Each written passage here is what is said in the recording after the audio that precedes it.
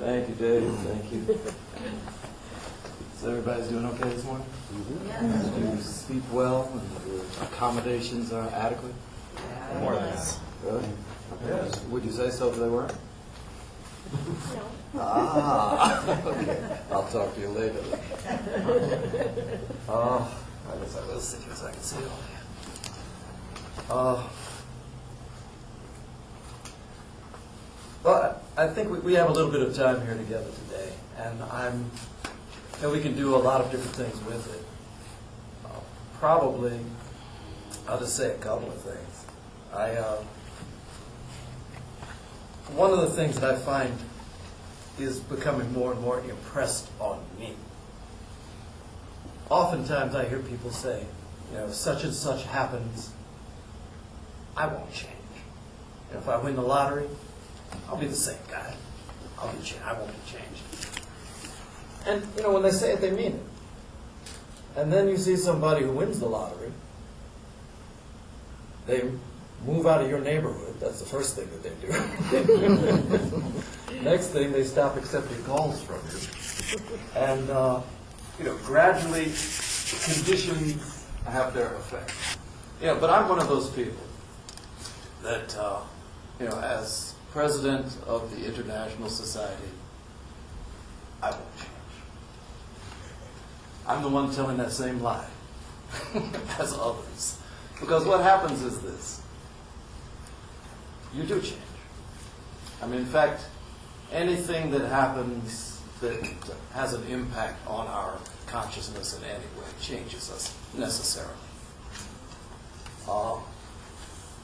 One person once said that you're only as young as the last time you changed your mind. So if you have been fixed in a certain way for an interminable amount of time, you're one of those old folks. But one of the ways that things have changed for me, it's not as if I'm not taking people's phone calls, although I've gotten to the point I dread telephone, and what I dread even more is email. It's like, if I get an email, if you send an email to me, do not feel badly if I don't respond right away. And don't feel badly about writing to me a second time to remind me, is what I found myself telling you. Because if I don't address it now, it has a way of just getting buried down the list. So, it's nothing personal toward anyone. It's just conditions of my current life, which I'm still learning how to adjust to. So anyway, one of the things that certainly has changed, when I took on this role as international president, I had been in India 3 times for a week each. I was no one who was deeply versed, except from observations and what I had heard and what I could learn about the functioning of our Adyar International Headquarters. Certain things were kind of clear, but the overall picture was something that hadn't fully dawned on me. Not only that, while I had been involved internationally at some level, the scope of what's going on in the theosophical world was something with which I was only dimly acquainted. So all of those things have been things that kind of rush in on me. And with that, you find yourself, of course, adjusting, learning, accommodating yourself to function at a different level. And all of those things take a little bit of time to settle in. It's like developing new muscles. When you first use them, they feel a little tired. You feel a little bit overwhelmed. But then it becomes your accustomed way of functioning. One of the other things that I'm finding is necessarily true, Theosophical Society was founded, and we think in terms of our founders, H.P. Blavatsky, Colonel Olcott, and then the others who served subsidiary roles. And often that's what we think of, that's what we point to.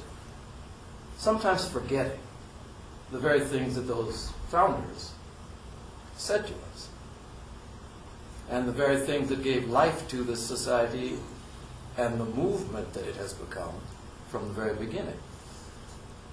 And what they would say repeatedly was that this is not a society that was founded by them. They speak in terms of inner founders, the masters of the wisdom, specifically some members among that group who were involved in this attempt. You know, there was no guarantee that this theosophical thing was going to work at all. It was something that was occurring in a sense almost before the times were ready for it. It was attempted. Because, for that particular moment, HPB was around, so you had this person who was this very, very gifted instrument. They said that they had searched for over 100 years for someone with the sort of capacities that she had for this ease of communication. And here she was. So it was attempted. And it was attempted in a climate that was, hostile to these sorts of ideas.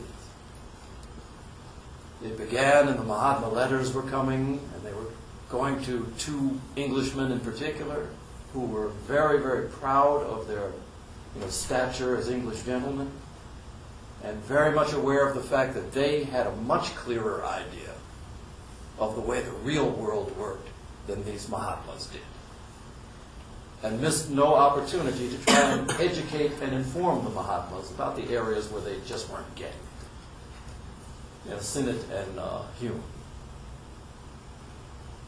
But still, they worked through the instruments that were available. Sinnett, for all of his haughty Britishness, was someone who actually developed, you look back, the language that we use for the expressions about this, the inner dimensions of the spiritual world described by theosophy, was really developed by Sinnett through his interactions with the mind. So, a great work was done there. But these are the founders of this theosophical movement. And so anything that has flowed forward toward us, to the extent that it has been able to flow in some degree of purity, owes itself to that. Now, obviously, back in the 1800s, at the outset of this theosophical movement, what we found was that there were people who were in very close communication with these Mahatmas. There were letters. There was Blavatsky. Olcott, was in the presence of and spoke to and saw these masters on numerous occasions. Actually, when you look at the history of it, the number of actual people who ever actually encountered one of the Mahatmas was about 24, 25 people in total. Not to say letters, but actually in the presence of it. I just got something in the mail not too long ago from someone who had done some other history, and they've come up with a number of 40. But somewhere in that range.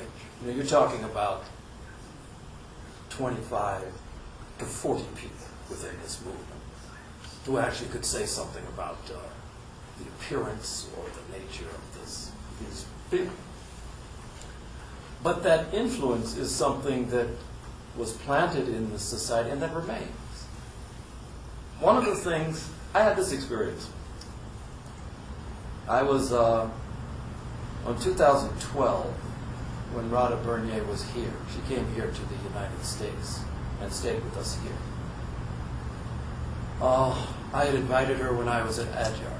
I knew she was coming to the U.S. and I invited her to come here. She gladly accepted. But when she came, found ourselves talking about a number of things over a number of days.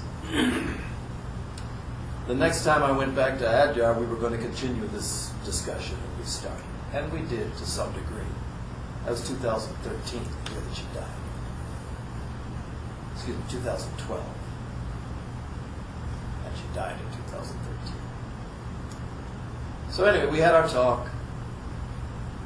That night, I was going back to the airport. It was New Year's Eve. And I found myself waiting for the car to come get me to take me to the Chennai airport. And I went up to the roof of the Leadbeater Chambers building. Those of you who've been there, you know it's right along the Adyar River. And when you look out, you're above the level of the trees, so you can see across the river where the lights are, which is where the city has grown up. And then you can look in the other direction, and you see the mounded darkness of the trees that embody the Adyar campus, 257 acres of wooded land. And I found myself sitting there and kind of going over some of the thoughts about everything related to the Theosophical Society. And as sometimes happens, you run out of thoughts. And you find yourself sitting just in the presence of what it is.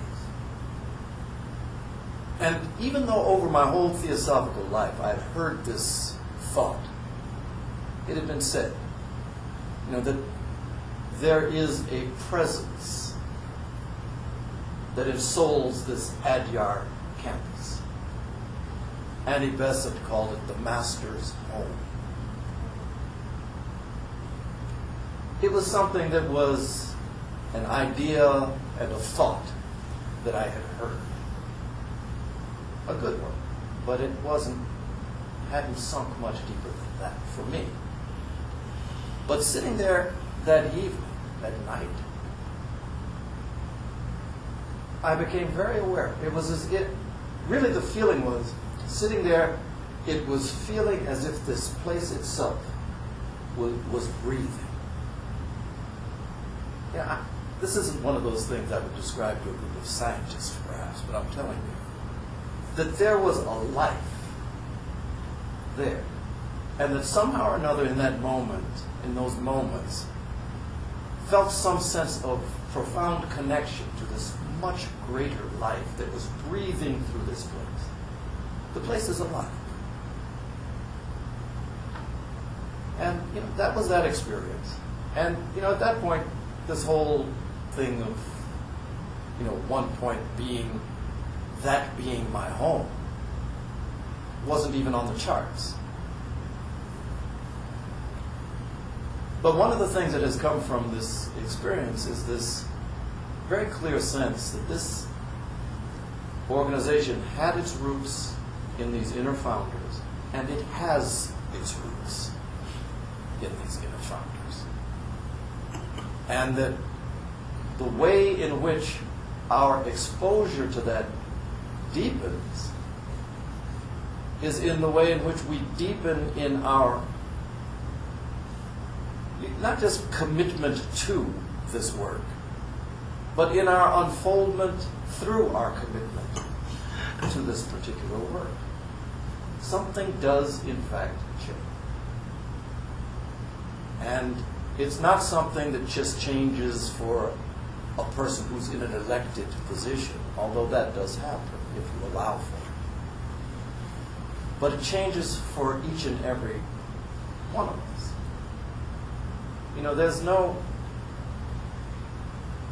you punch a hole in this wall and the sunlight comes streaming through that hole.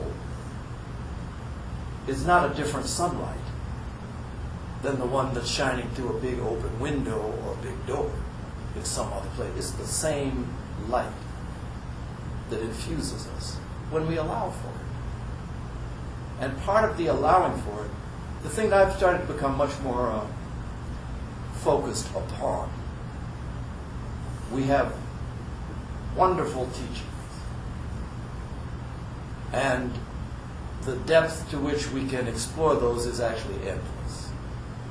They cannot be exhausted. But at the same time, the point and the purpose of those is so that a certain experience can take place within us, which then finds its way of breathing out onto humanity as a whole. The TS isn't for a bunch of individuals. You know, the work and the point of it is not so that we can get to be better, so that we can have more peace in our peaceful moments, so that we can feel good about ourselves or lay our hand on somebody and they're healed. Those are great things, and those things do happen. But that's not the point. The Theosophical Society and the movement that it has engendered is purely and wholly for the benefit of humanity as a whole. And that perspective, to the extent that we try and cultivate that perspective inside of ourselves, it changes us. It's a very different thing to think and to move and to behave for self-improvement or self-development than it is to think, move, behave for the elevation, the unfoldment, the relief of suffering to an entirety within which we live and move. This humanity of which we are a part. So, you know, you do the same thing. That's the beauty of it. You don't do anything different, except you see it different. That's the change. And so to bring about that shift in perspective is the demand.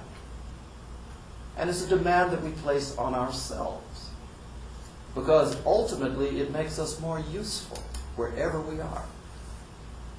You know, we're more useful to our families, but we're also more useful to the world at a time when people who are effective in their connection with something more profound is more deeply needed than it has ever been. I'm not joking when I talk about crises that are on our doorsteps. You know, it's more comfortable to kind of shut the door, turn up the air conditioning, and recognize I'm feeling okay here.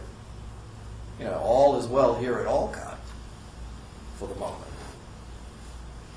But let's not make any mistake about it. You know, the things that we see, you know, it looks like it's popping up over here, it looks like it's popping up over there. You've got 50, 60 million people on the planet who don't have a home.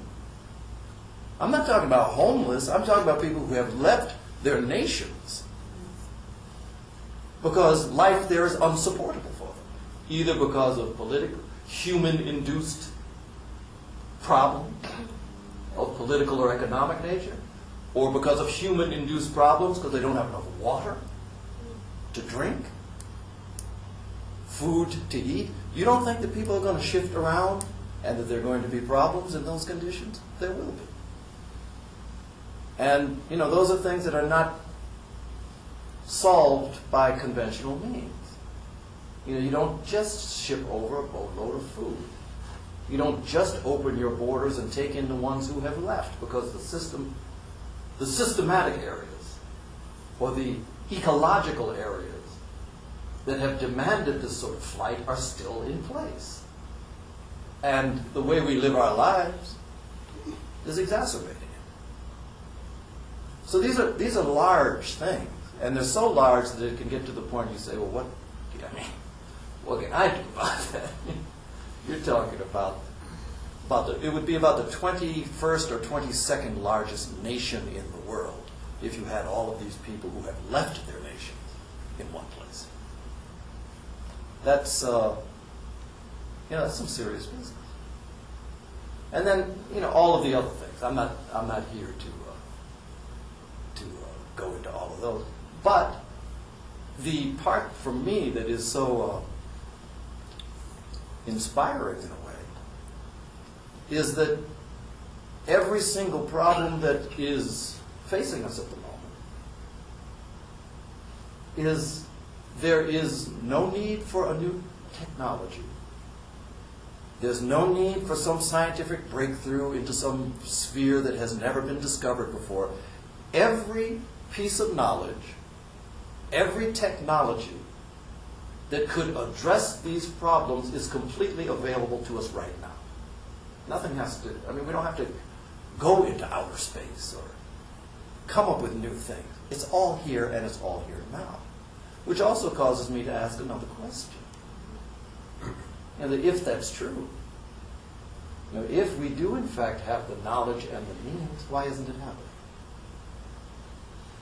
And that's where something like a theosophical society, less so the Theosophical Society. Theosophical Society is just the place where people can have access to theosophy. And hopefully to people in whom the experience of theosophy has taken root.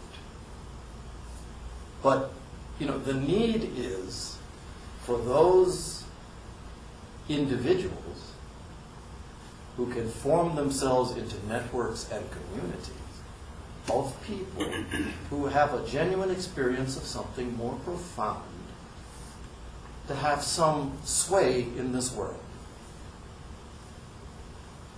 But it doesn't happen until we have that experience of something more profound. And, it's not knowledge, because Lord knows we all have studied the same books. We've read it. But it's something else. Beyond knowledge, there is something that you could call wisdom. We are a part of what's called the ageless wisdom tradition. Theosophia, the wisdom like that of the gods, divine wisdom. But wisdom's a matter of experience. It's not a matter of study. Study's required, but the point of it is to bring about a certain experience that we describe as transformation or regeneration. And so that's the game that we're in. And, one of the good things is that sometimes I would like to believe that we as human beings choose wisely because, we are sufficiently understanding and observant to recognize that we need to move in certain directions. Sometimes we just don't get it that way. But, fortunately, from time to time, there are fires that are lit underneath us. And, everybody knows that when it starts to get a little bit too hot, you do get up and move. It's like, if it gets to the point that somebody can toast marshmallows under this seat, I'm going to move. And we're in that situation now, which is very hopeful. I often find myself giving the example about World War II. When the Japanese bombed Pearl Harbor and the war was on, the United States wasn't ready for that. We weren't in any sort of condition prepared for that.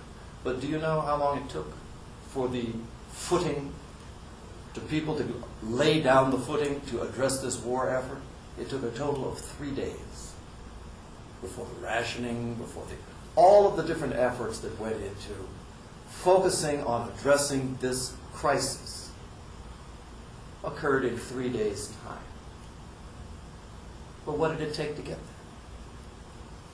there? A massive national crisis. That's what we hope does not have to happen. And it does not have to happen yet. But we're on the cusp of these things. And it doesn't, theosophy is something that we root ourselves in, but it's not also a place of escape. Which I think very often we escape into the wisdom tradition rather than recognize that it permeates everything. Problems as well as elevated experiences. So, that's the focus for me right now. Much like just in terms, there's this movement that people talk about of global citizenship.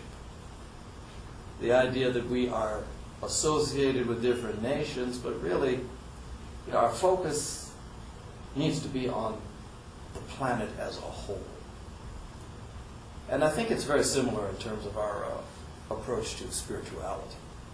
That yes, a lot of what happens takes place within our skin, within the boundaries of this person. But a lot of our focus should be on the more global, sort of the universal aspect. We are cells in the body of a much greater being that we could describe as humanity. How do we function in ways that benefit that greater body? So anyway, talking about the Theosophical Society, part of what what shifts a little for me. I was president of I am still president of the American section. And in terms of the world Theosophical Societies, this place is rich in resources beyond comparison with any other place. It's all around the world you find people drawing on the resources that we have developed here, particularly now in terms of the website and the internet presence. Because that's the most obvious, as obvious as the face on our noses, that's the direction where people are going to be contacting this wisdom tradition first. And that if you're not there to represent it adequately, then they'll go on to something of a lesser caliber. So it's not a matter of promoting the Theosophical Society or its interest, so much as it is a matter of providing wholesome nourishment instead of junk food, if you can do it. And we can. So that's part of the focus of what we're doing. And also this recognition that within the American section, for instance, that it's one Theosophical Society. So we have certain things here that other countries in the world can utilize. Other countries have things that we also can utilize, that they do better. So, in part, one of the things that we did just last year, we started taking people from here. Last year, Janet Kirshner, our archivist, they'll be meeting Janet. Yes, sir. Next. So Janet Kirshner, she went, she's a trained and professional and experienced archivist. She went over to Adyar to help with the Adyar archives. The letters from Blavatsky, Andy Besant's papers, all of those things are there. But it had fallen into some level of disuse and disorganization. So now that's stimulated. This December, our IT and AV people are going to be coming over to work with the folks there at Adyar as well. So that all of these things can work together and build each other up. We're also going to be bringing people from Adyar to here.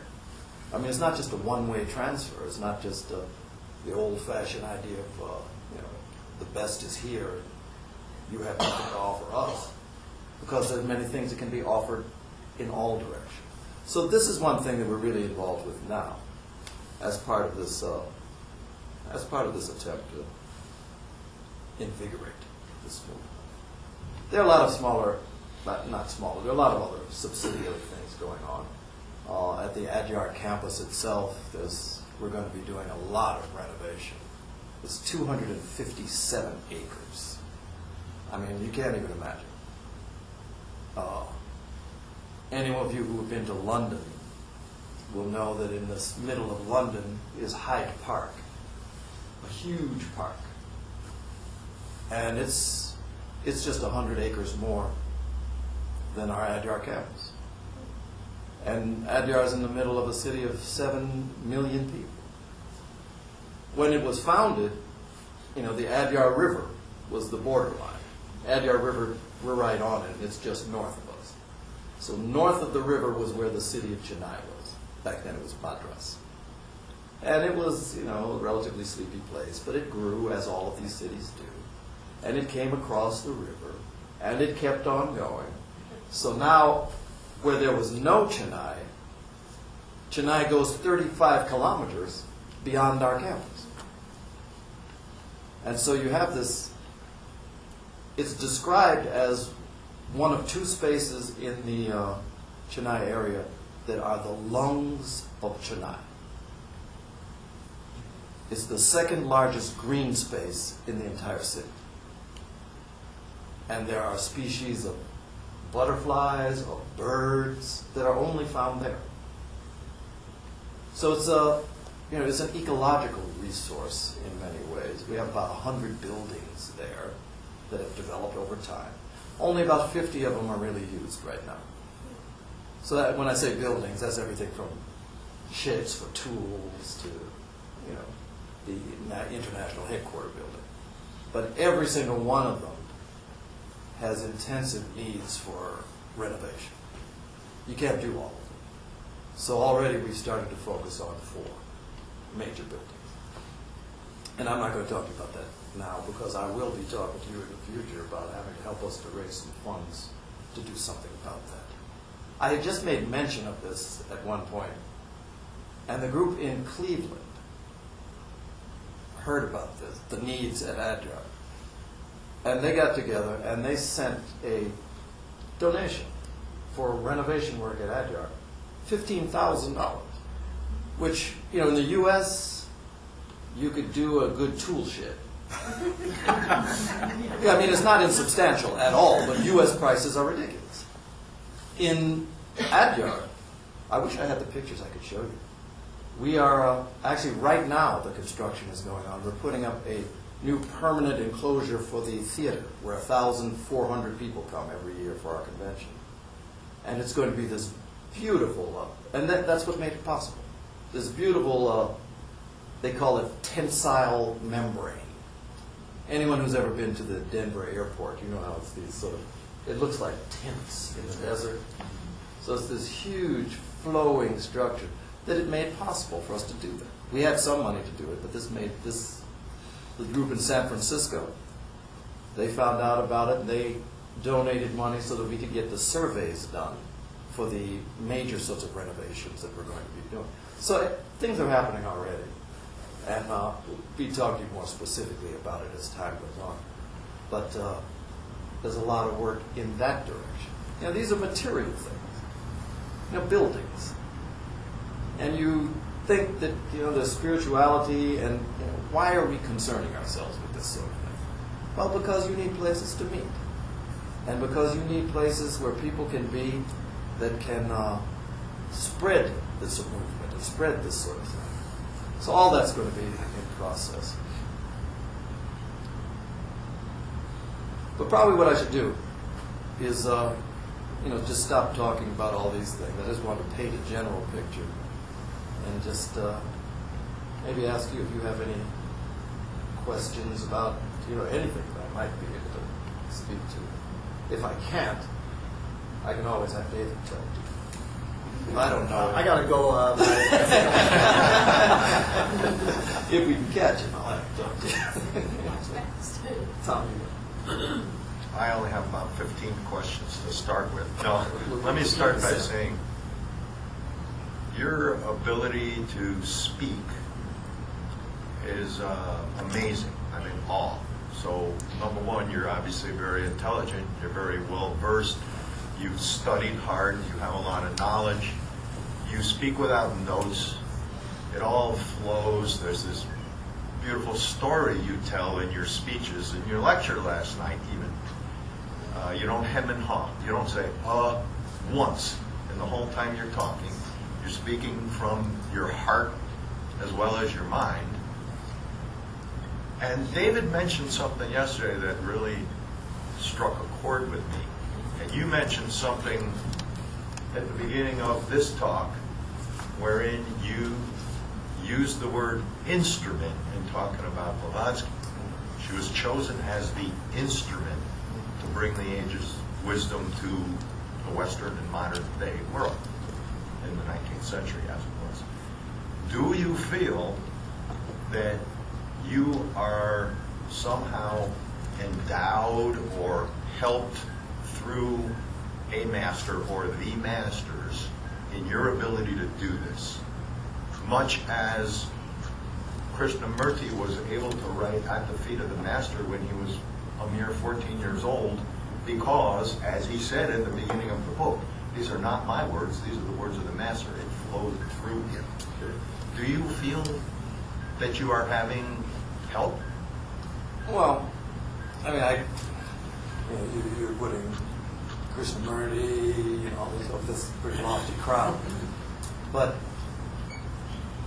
when I was talking last night, I mean, one of the things that I was talking about was there is no empty space. that if we can allow ourselves to become open at any given moment, we're sitting here now, and particularly at times when we can develop some sense of harmony, something greater comes in. I mean, that's really the point of these theosophical meetings, is that the way it's been expressed in Christian scripture is where two or more gather in my name. So wherever you have this harmonious consciousness, it attracts something much greater. And that was the whole point of the way the theosophical movement was able to grow in the first place. It wasn't about individuals. That's still true. And so we can find ourselves actually, each one of us knows when we have a sense of elevation. And there are times when we definitely feel as if there's something elevating going on. Some people are in a position that they can point to a name or talk about something like that. And that's great if you can, but it's unnecessary. So, that, to me, that's what's more important than a name. I think the masters have not stopped working with the Theosophical Society. I think the way they wrote it was, as long as there are 3 people in this entire movement who are true to its ideals, there'll be enough of a grounding focus for their influence to be felt. And that continues. There more than 3. No, I agree that the masters are still looking over the society. I just was more, you don't have to answer this, I was more or less asking the question to see if you felt the way I feel that you, Tim Boyd, have been chosen by the masters as an instrument to help the society, to help spread theosophy, more important than the society. But the society's an instrument, you're an instrument to help that instrument. That's what I'm seeing, that's what I'm believing. I had the utmost respect for Betty Bland, who I had met on several occasions. I'm not comparing you to her. You are, in my mind, though, a more well-versed instrument in helping the society. And I admire you for that, and I'm thankful that you're here. Because we all work at our own levels in our own study centers and lodges to help spread the word, but we're like way down here, you're way up here, so that's cool. But all right, so let me stop. You gotta stop There, but let me say one other thing that's more germane to your topic, your talk this morning about change. So oftentimes somebody brings something to my attention. Oh, you got to watch this video. You got to see this movie. You got to read this book. You got to read this article, etc. And I do. And then I ask myself this important question, important to me. How does that change me? How does that change the way I live my life? How does that change the way I look on things? And if I don't have a positive answer to that, then I look at it as, oh, well, that was nice. That was entertaining. Yes, it adds to my overall knowledge of things. But if it didn't cause some change in me, then it doesn't help me. I'm constantly looking to change for the better. So that's an important question we all need to ask ourselves. You can get in a rut, and just keep getting bombarded with the same stuff over and over again. You're not raising your consciousness for the consciousness of humanity, more importantly. I should say, very often, we get a lot of inputs along the way. And very often we don't fully appreciate what they are. But somehow or another they're still floating around there. That is true. And when the proper sort of moment occurs, they have a way of flashing to the front. That's one of the values of these sorts of teachings. Almost all of what we read and study, we do not understand. Or we understand it, but in a very superficial way. But we do it anyway. And you do find that there are times when something that you have been living with somehow takes on a new life. Again, it's this idea of these seeds. The whole idea in Scripture, they talk about sutras. So you read the Patanjali's Yoga Sutras, or other things have sutras, which are very terse, very compact expressions in words and sounds. And you read them. I have one. In Patanjali's Yoga Sutras, he says, we must avoid the misery which is yet to come. So it's like, yeah, I mean, okay. But what does that really mean? And you struggle with it in one way, you struggle with it in another. But essentially there's this idea that that seed has a way of expanding and unfolding. And many of the things that we will understand in the future come from the way that we're building right now. And so that's sort of I think in many ways this entire endeavor that we're involved in is quite future-oriented to begin with. In the sense that when we talk about transformation or we talk about unfoldment, we're talking about, we think of it in terms of a process, of gradual revelation of something. But basically it's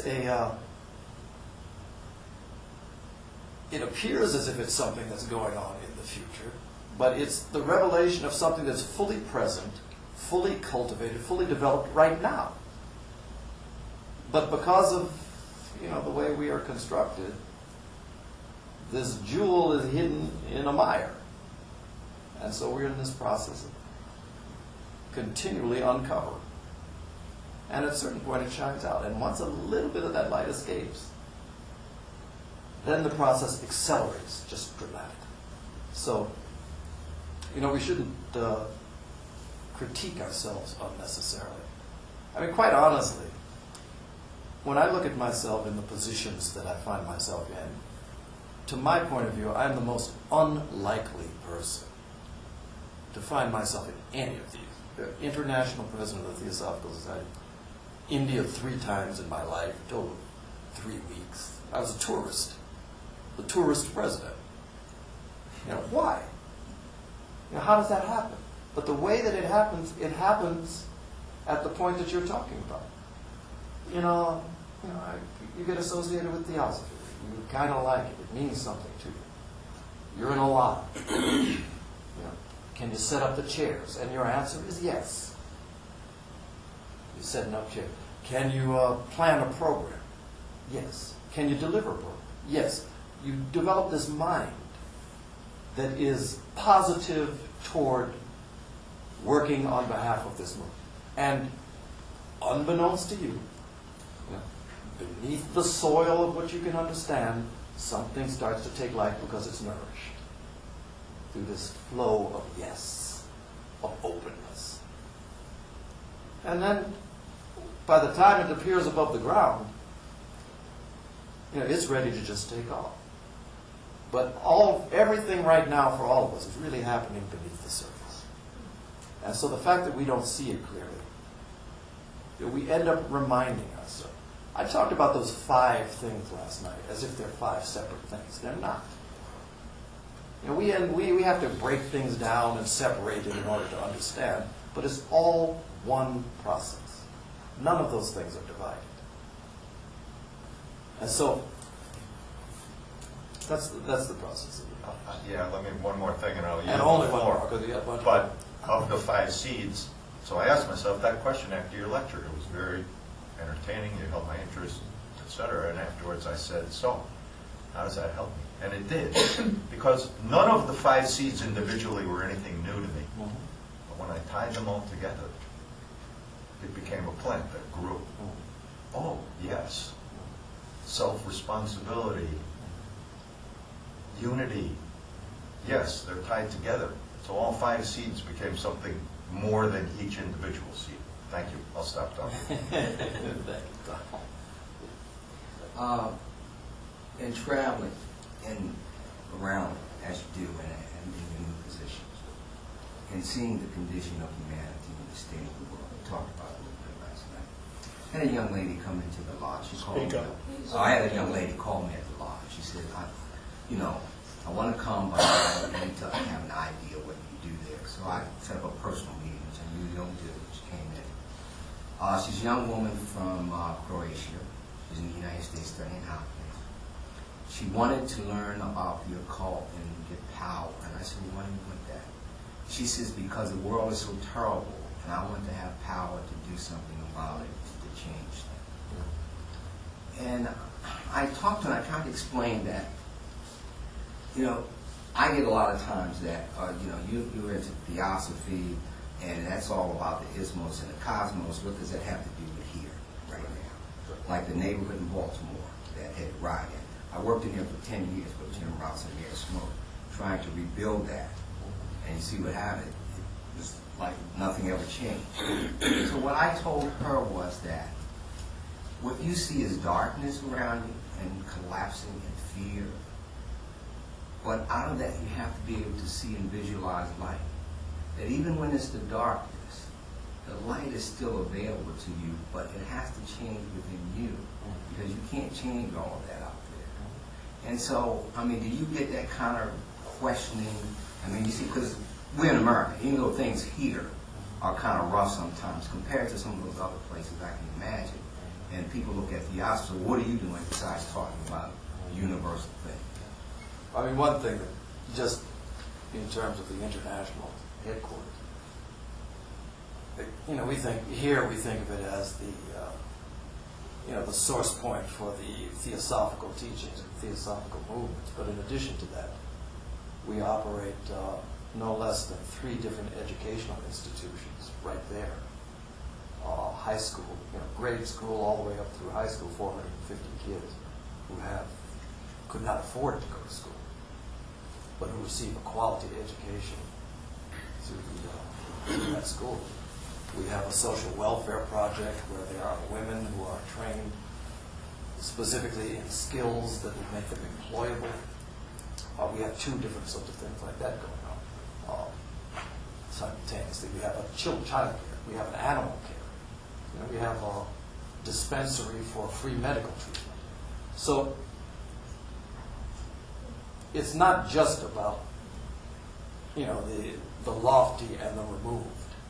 If it doesn't find its way down to earth, then it is just lofty and removed. But really, that's the primary focus. Because until you can feed as many people as you want to feed, and they're coming back again tomorrow hungry. So it's good to relieve people's suffering in the ways that you can, but you want to expand the depth of your capacity to relieve suffering. And the deepest suffering that people have is their alienation from their true nature. That's the deepest suffering that we have. And so to the extent that you can actually cultivate something within you that touches that, a person can go hungry if they feel as if they're in touch with that. But still you work at feeding the body, clothing the body, healing the body, educating the personality.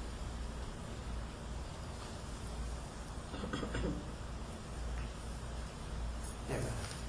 You mentioned the help that you got from the lodge in Ohio. Yeah.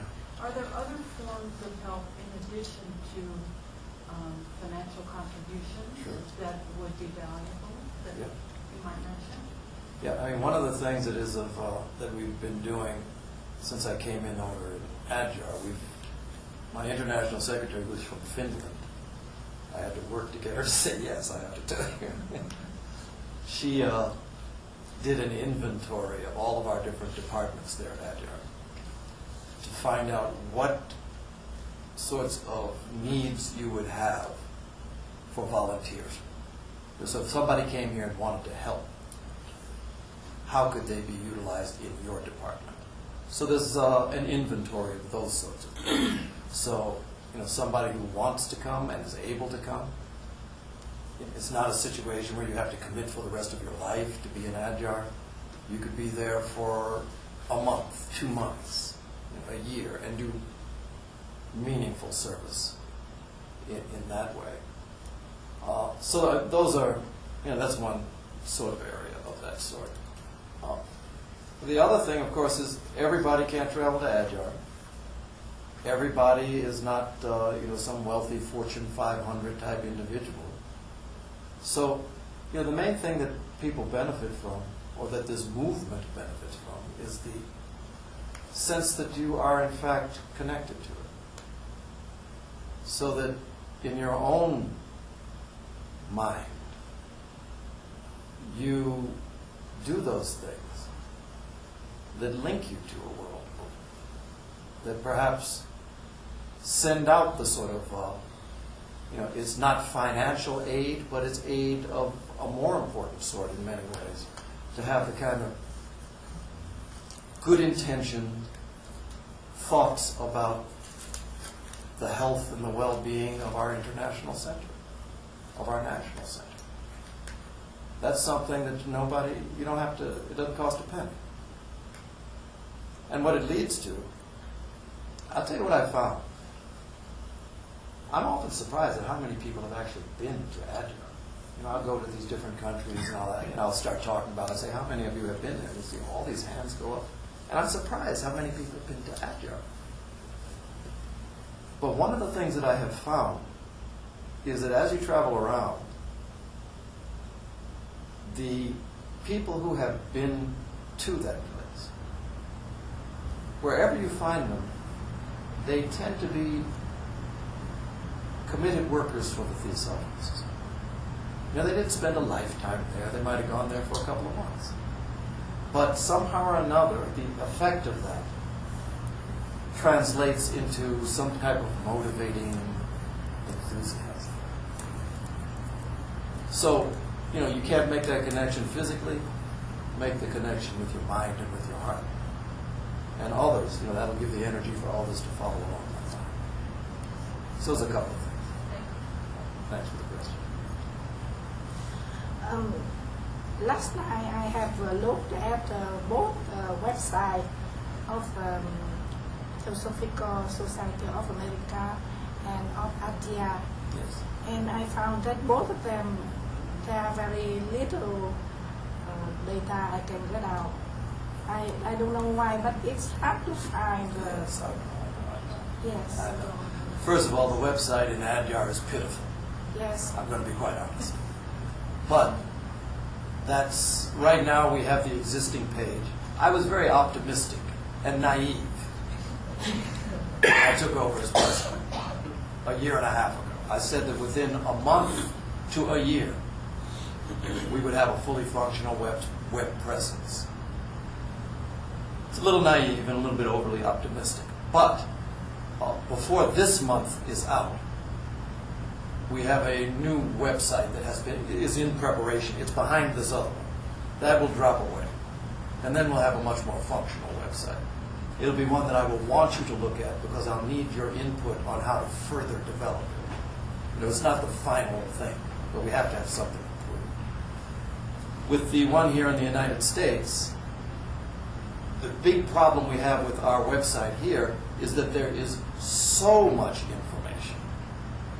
The amount of information and resources we have are huge. There's so much, it's confusing. I'm the president of the organization. I'll go on there. I can't find things. That's not right. So, just yesterday, I said, this has gone far enough. We have a group of people who are going to be redesigning this website so that it'll be much more serviceable for everyone. Likely the way we're going to be doing it is to have a central page that will then refer you to, if you're interested in programs, there'll be a page specifically. You'll go to the one for programs. And on that page, if that's your interest, that's all you'll find. Online programs, evening program. If you're interested in library, archives. So from a central space, we won't crowd it with everything. And it'll make it much more usable for others. But this is a point I hear often. How many people do you have in your team of the America website? The website, it's probably about 5 or 6 people. I have developed many websites myself, so I want to join that group. Is it okay? Yeah, you can talk to Chris Bolger, and the tallest person here. And he can help you. You can tell him how you can help, and then we can figure out how to do it. I get the impression Now, hit the hook. Yeah, you don't see the background behind you back there. There was a big on there. Yeah, David is a very subtle man. When he starts shining lights in your face, it's like time to go. Look, thank you so much again. Thank you, sir. Tell you what,